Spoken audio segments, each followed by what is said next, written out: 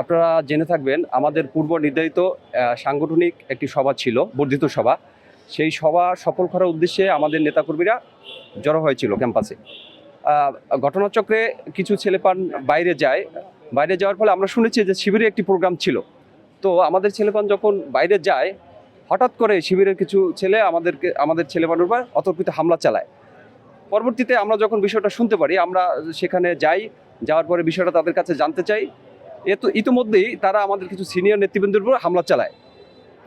পরিস্থিতি ঘোলাটে হয়, তারপরে এক পর্যায়ে সংঘর্ষের রূপ নেয়। পরবর্তীতে আমরা যখন ক্যাম্পাস থেকে মিছিল নিয়ে বেরিয়ে আসি, আমরা দেখেছি শিবিররা এখান থেকে দেশীয় এবং এখান থেকে পালিয়ে যায়।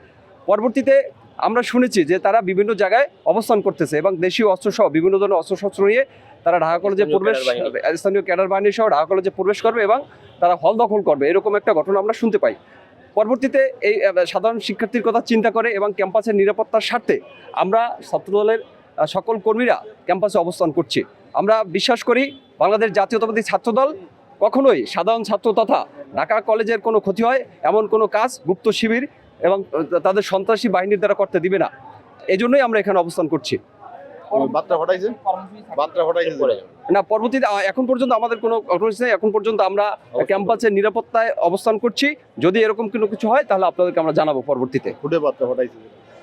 এবং আপনারা জেনে থাকবেন আমাদের সদস্য সচিবকে তারা একটি খুদে বার্তা পাঠিয়েছে এবং তাকে হুমকি দিয়েছে, যদি ক্যাম্পাসে আসেন তাহলে বুঝে শুনে আসবেন।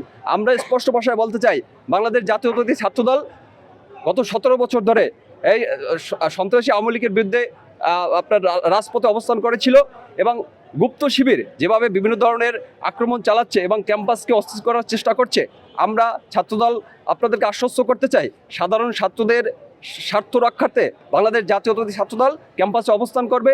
যতক্ষণ পর্যন্ত মনে করবে যে ক্যাম্পাস নিরাপদ নয়, ততক্ষণ পর্যন্ত সাধারণ ছাত্রদেরকে নিয়ে আমরা ক্যাম্পাসে অবস্থান করব। হ্যাঁ, আপনারা জেনেছেন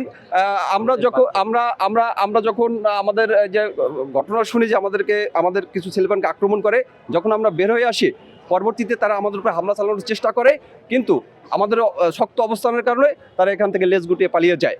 এই মেসেজটা দিয়েছে যখন এখান থেকে তারা পালিয়ে যাওয়ার পরে আমাদের সদস্য সচিব বিল্লাত হোসেনকে হ্যাঁ মেসেজ দিয়ে বলিয়ে দিয়েছে, যদি ক্যাম্পাসে আসেন তাহলে বুঝে শুনে আসবেন। হ্যাঁ, আমাদের কাছে আছে মেসেজ। হ্যাঁ, এখন কেউ সামিল্লাহ ভাই ফোন কেটে দিচ্ছেন কেন? আমার দায়িত্বশীলে মারার পর আপনার প্লাবান সাবধানে রাখতে হবে। আসতেছি ক্যাম্পাসে আসার আগে ফোন দিয়ে আসবেন, কয়া দিলাম, নাহলে একদম কিছু নিয়ে যাইতে দিন না ক্যাম্পাস থেকে। দেখবো আপনার কত দূর আছে আর আমার কত দূর আছে, রাইকা দিয়ে নেই ভয়েস, পুলিশকে ফরওয়ার্ড করেন। আপনারা তো শুনলেন তারা মানে সন্ত্রাসী স্টাইলে কতটা উগ্র হলে এই ধরনের একজন সদস্য সচিবকে এই ধরনের মেসেজ পাঠানো যায়। আমরা বিশ্বাস করি বাংলাদেশ জাতীয়তাবাদী ছাত্রদল সবসময় সাধারণ ছাত্রদের পক্ষে ছিল এবং আগামীতেও সাধারণ ছাত্রদের পক্ষে থাকবে এবং ক্যাম্পাসের নিরাপত্তার স্বার্থে যতক্ষণ আমাদের ক্যাম্পাসে অবস্থান করতে হয় আমরা ততক্ষণ পর্যন্ত ক্যাম্পাসে অবস্থান করব।